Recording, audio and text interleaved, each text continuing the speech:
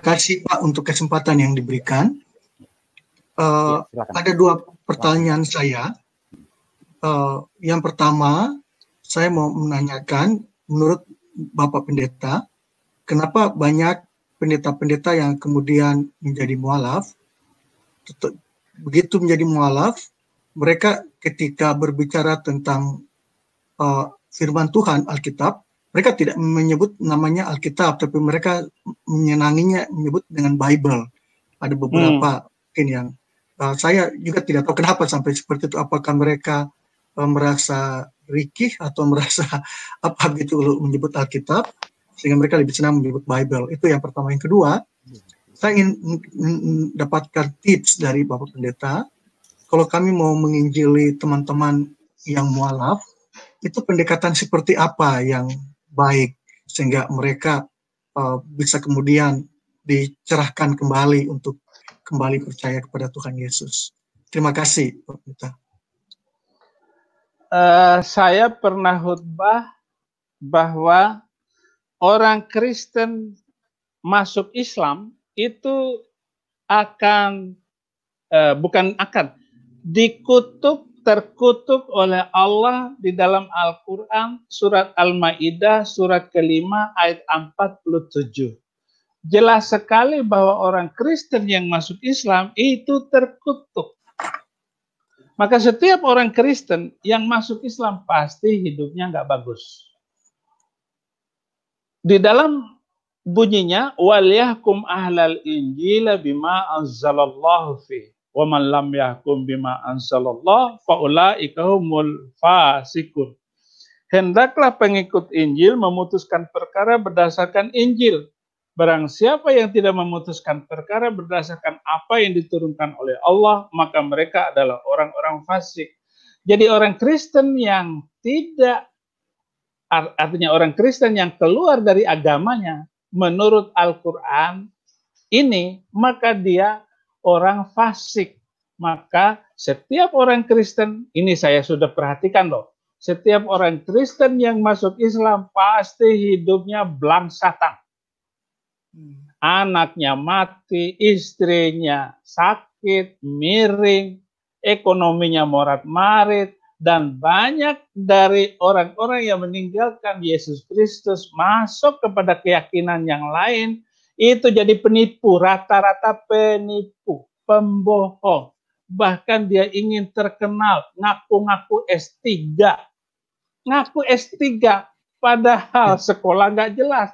Lebih baik saya ngaku-ngaku nggak pernah sekolah, tapi Tuhan memberikan saya pengetahuan yang luar biasa karena saya sekolah di bawah kaki Kristus. Itu lebih tinggi gelar saya. Sekolahnya di mana? Ya, saya sekolah murid Yesus. Maka murid Yesus lebih mahal nilainya daripada apapun gelar yang diberikan oleh dunia, oleh sekolah di dunia ini. Itu yang pertama, bahwa orang Kristen yang masuk Islam pasti kena malapetaka. Yang kedua, apa ancaman Tuhan? Ini yang penting. Ancaman Tuhan kepada orang yang pindah agama, orang Kristen. Yohanes 1, 2 Yohanes 1 ayat 9 demikian.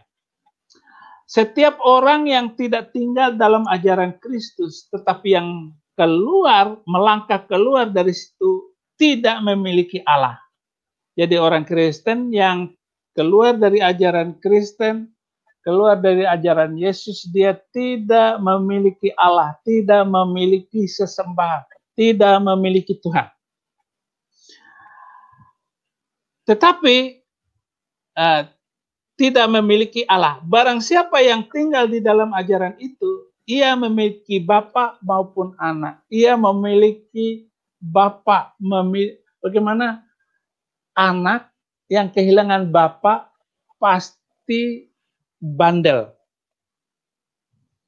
Anak yatim biasanya ditaruh di rumah panti asuhan. Pasti anak itu kalau laki-laki bandelnya minta ampun. Demikian juga orang yang meninggalkan ajaran Yesus, maka dia tidak punya bapa. seperti para mu'alaf itu, kacau hidupnya. Seluruh mu'alaf pasti kacau.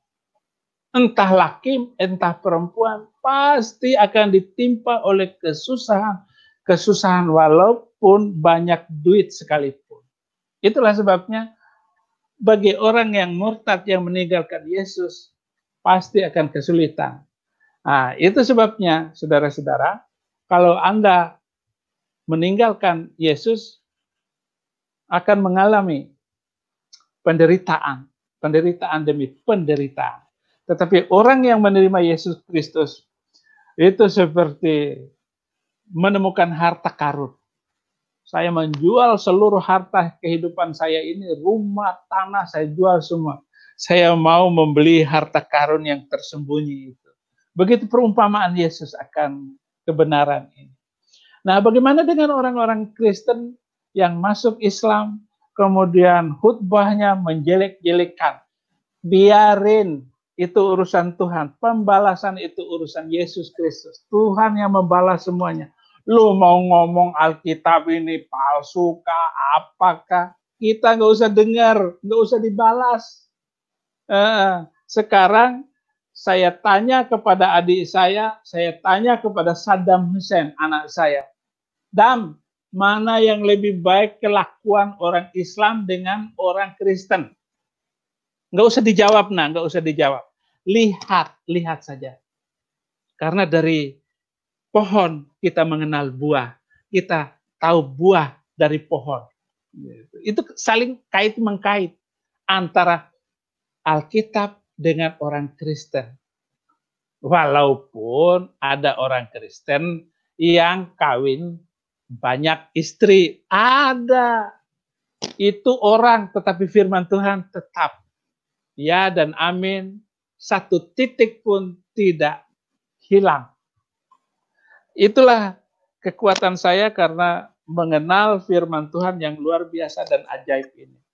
Makanya saya tidak pernah ragu sedikit pun tentang ustadz-ustadz yang mu'alaf yang mengatakan Bible kah, apakah, biarin. Karena dia nggak suka dengan Alkitab. Kata Alkitab ini sudah melekat karena terjemahan Alkitab dari waktu ke waktu itu harus disesuaikan dengan kemajuan bahasa Indonesia. Misalnya gereja, Alkitab terbitan cetakan 1927, gereja itu disebut masjid. Pendeta-pendeta disebut hatib-hatib. Pengkhotbah itu hatib-hatib. Nah, itu kan terjemahan. Tetapi kebenaran firman Tuhan tidak pernah tergerus oleh panasnya matahari ataupun dinginnya cuaca. Firman Tuhan yang keluar dari mulut Tuhan tidak kembali dengan sia-sia. Akan melakukan apa yang diperintahkan dan akan berhasil apa yang disuruhkan kepadanya. Itulah firman Tuhan, mau disebut Alkitab kah, mau disebut buku kah, mau disebut Bible kah, isinya tidak pernah berubah. Terima kasih, Tuhan Yesus memberkati. Terima kasih.